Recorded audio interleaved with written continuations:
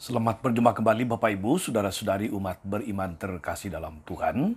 Salam sehat berlimpah berkat. Hari Selasa tanggal 23 Juli 2024. Saya Magus CSR mengajak saudari-saudara merenungkan kutipan Injil Matius bab 24, bab 12 ayat 46 sampai 50. Kita dengarkan sabda Tuhan. Dalam nama Bapa dan Putra dan Roh Kudus. Amin. Sekali peristiwa, Yesus sedang berbicara dengan orang banyak. Ibu dan saudara-saudaranya berdiri di luar dan berusaha menemui dia. Maka berkatalah seseorang kepadanya, "Lihatlah, ibumu dan saudara-saudaramu ada di luar dan berusaha menemui engkau." Tapi Yesus menjawab kepadanya, "Siapakah ibuku? Dan siapakah saudara-saudaraku?" Dan sambil menunjuk ke arah murid-muridnya dia bersabda, "Inilah ibuku, inilah saudara-saudaraku. Sebab siapapun yang melakukan kehendak Bapakku di surga, dialah saudaraku, dialah saudariku, dialah ibuku." Demikianlah sabda Tuhan. Bapak Ibu Saudara-saudari umat beriman terkasih dalam Tuhan kita Yesus Kristus. Salah satu penekanan Yesus di dalam karya pewartaannya adalah membentuk persekutuan umat yang hidup rukun bersaudara dalam iman yang sama, iman akan Tuhan. Dalam persekutuan yang dibentuknya itu berbagai macam perbedaan dijembatani. Contoh yang paling jelas ialah dalam kelompok 12 rasul, di mana ada Matius dan ada Simon, orang Zelot. Matius adalah pemungut cukai, yang berarti dia adalah pegawai pemerintahan Romawi, atau dalam tanda kutip antek-antek Romawi. Dengan posisinya itu dia dianggap sebagai kolaborator, penjajah dan pengkhianat bangsa. Tetapi pada sisi yang lain ada Simon orang Zelot. Dia anggota gerakan Zelot yang secara militan melawan penjajahan Romawi. Dan semua yang berkolaborasi dengan penjajah akan dilihat sebagai musuh yang harus dilawan. Musuh yang harus dilenyapkan. Kalau perlu dihabisi dengan kekerasan. Tetapi bersama Yesus, saudara-saudari, Matius dan Simon bisa hidup bersama. Bisa hidup berdampingan sebagai saudara dalam Tuhan. Faktor utamanya ialah karena keduanya sudah dibarui oleh Yesus. Mereka sudah mengalami transformasi berkat perjumpaan dengan Yesus, berkat panggilan Yesus untuk menjadikan mereka sebagai rasulnya. Sabda keselamatan yang ditanamkan Yesus telah berbuah dalam hati mereka. Lawan menjadi kawan, perbedaan dijembatani, semua menjadi saudara seiman yang mengambil bagian dalam perutusan yang sama. Saudari-saudara, ketika orang-orang menyampaikan kepada Yesus dalam Injil hari ini bahwa ibunya dan saudara-saudaranya mencari dia memanfaatkan kesempatan itu untuk mengajar, untuk mengingatkan para murid dan para pendengarnya hakikat persaudaraan yang diwartakannya. Hakikat persaudaraan dalam Tuhan. Persaudaraan karena pertautan darah tidak salah. Tetapi dalam penghayatan iman, relasi pada level ini janganlah menjadi pegangan satu-satunya.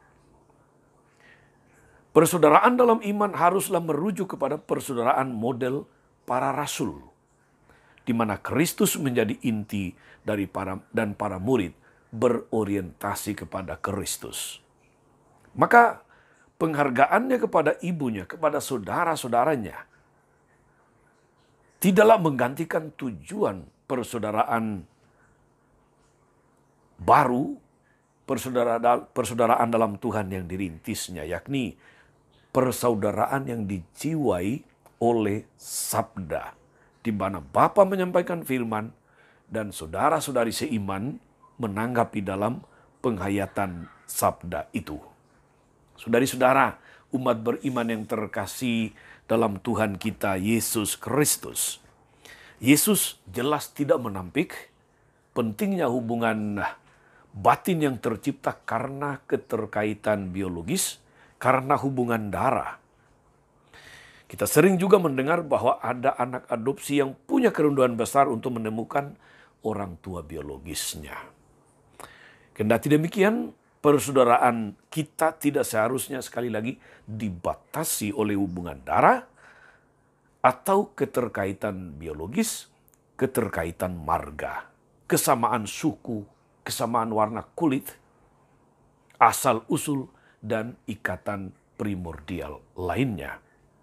Hari ini Yesus jelas-jelas menggarisbawahi bahwa persaudaraan kita itu harus bersifat universal. Saudara kita ialah semua yang melakukan kehendak Allah. Seperti misalnya dalam kitab suci, dalam kisah tentang orang Samaria yang baik hati. Sesama ialah siapapun yang berbelas kasih serta mempraktikkan hukum kasih. Dan itu berarti siapapun yang melakukan kehendak Bapa mengasihi orang lain sebagai sesamanya.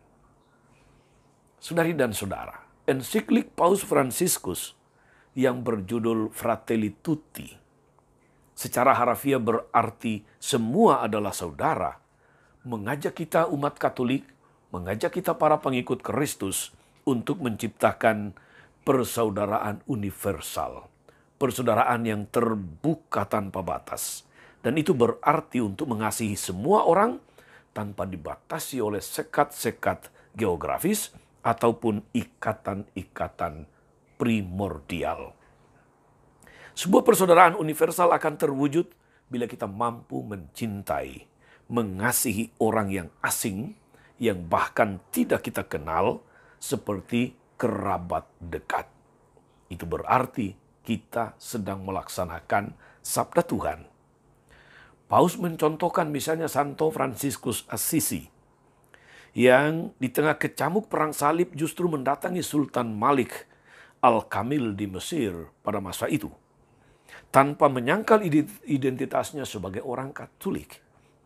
Santo Fransiskus bergaul bersama orang Muslim dan orang-orang tidak beriman tanpa menciptakan jarak, tanpa menciptakan batas, tanpa menciptakan pertengkaran atau permusuhan, mengingat mereka ini adalah sesama manusia yang diciptakan berkat kasih Allah.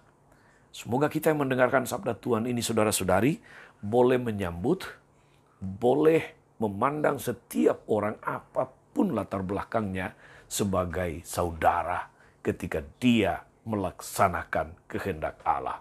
Ketika dia mengasihi sesama, ketika dia berusaha menyambut setiap orang sebagai saudaranya. Itulah makna persaudaraan dalam Tuhan.